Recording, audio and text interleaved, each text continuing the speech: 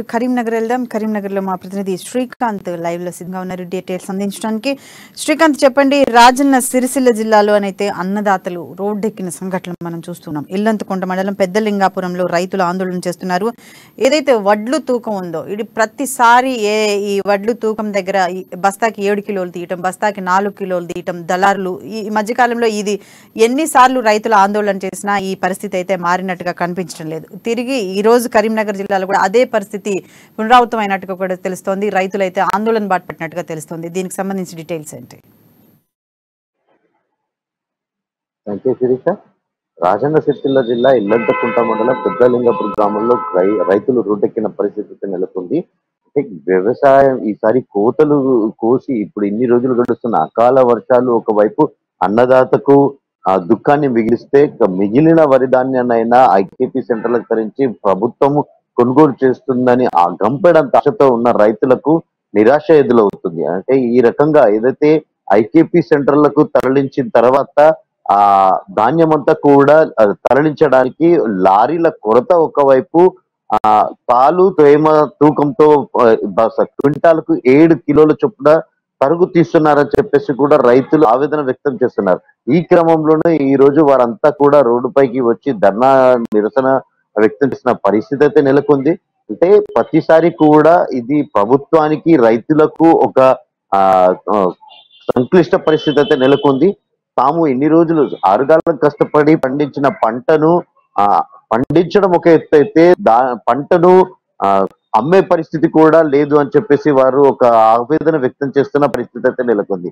అంటే ఎన్ని వ్యయ ప్రయాసాలు కూర్చి పెట్టుబడి పెట్టి అంటే ఎరువుల కొనుగోలు ఇదంతా కూడా ఒక శారీరకంగా కూడా వారంతా కష్టపడి పండించిన పంటను అకాల వర్షాలు ఒకవైపు మొన్నటి వరకు మనం చూసుకోవచ్చు. అకాల వర్షాలతో రైతన్నలు అలమటించిపోయారు. తాజాగా కొద్ది రోజులుగా ఎండలు విపరీతం అవడంతో ధాన్యాన్ని అయితే ఐకేపీ సెంటర్లకు తరలించడం జరిగింది. అయితే ఇప్పుడు ఇదంతా ఒకేతూ ఉంటే ఇప్పుడు మళ్ళీ కొత్త సమస్య వచ్చి పడింది. అంటే ఐకేపీ సెంటర్లో కూడా ధాన్యం కొనుగోలు విషయంలో అధికారులు మాత్రం కాస్త లిటికేషన్లు పెట్టి తాలు తేమ పేరుతో క్వింటాలకు 7 కిలోలు తరుగు తీసేయడం ఎంతవరకు సమంజసమని కూడా ఆగ్రహం వ్యక్తం చేస్తున్న పరిస్థితి ఉంది. అంతేకాకుండా ఇప్పటికీ దాదాపు 3,000 క్వింటాళ్లకు పైగా కూడా ధాన్యము పలు ఐకేపీ సెంటర్లకు తరలించినప్పటికీ ఎక్కడ కూడా ధాన్యం కూడా తరలించే పరిస్థితి లేదు. అంటే లారీల కొరత కూడా ఉన్నట్టుగా వారు చేస్తున్నారు. వెంటనే లారీలను తీసుకొచ్చి ధాన్యానికి కూడా ఇదంతా చేరుకుని సముదాయ శాంతింపజేతనం అయితే చేశారు. అంటే ఇదంతా కూడా రైతు మొదటి నుంచి కూడా గింజ కొనుగోలు తడిసి కూడా మేము చెప్పి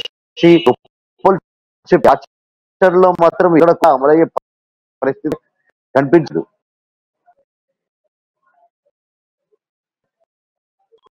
శ్రీకాంత్ చెప్పండి, ఈ తడిసిన ధాన్యాన్ని ఏదైతే ఉందో ప్రభుత్వం చెప్పి ధాన్యం తడిసినా కానీ తప్పనిసరిగా మేము తీసుకుంటాము అని ఐకేపీ సెంటర్లు కూడా ఆర్డర్లు ఇవ్వడం జరిగింది. అక్కడ నాయకులు వచ్చి రైతుల దగ్గర కూర్చొని మాట ఇవ్వడం కూడా జరిగింది. అలాగే తడిసిన ధాన్యానికి పొలం మీద పాడైపోయిన ధాన్యాన్ని కూడా క్వింటాకు ఇంత చొప్పున కూడా ఇస్తాము అని కూడా మాట ఇవ్వడం జరిగింది.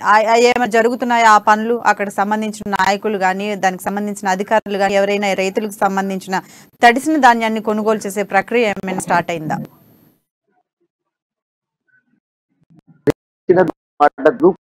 ఇప్పటికీ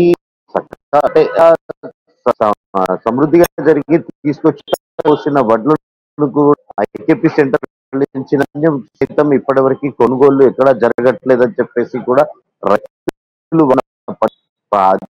తెలంగాణ ప్రభుత్వం మాటల్లోనే కనిపిస్తుంది కానీ ఆచరణలో మాత్రం ఎక్కడ కూడా స్పష్టమైన కూడా రైతులు అంటే ఇటీవల కాలంలో మనం చూసుకోవచ్చు. రైతు బంధు ఎవరైనా ప్రాంతాల్లో ప్రశ్నిస్తున్న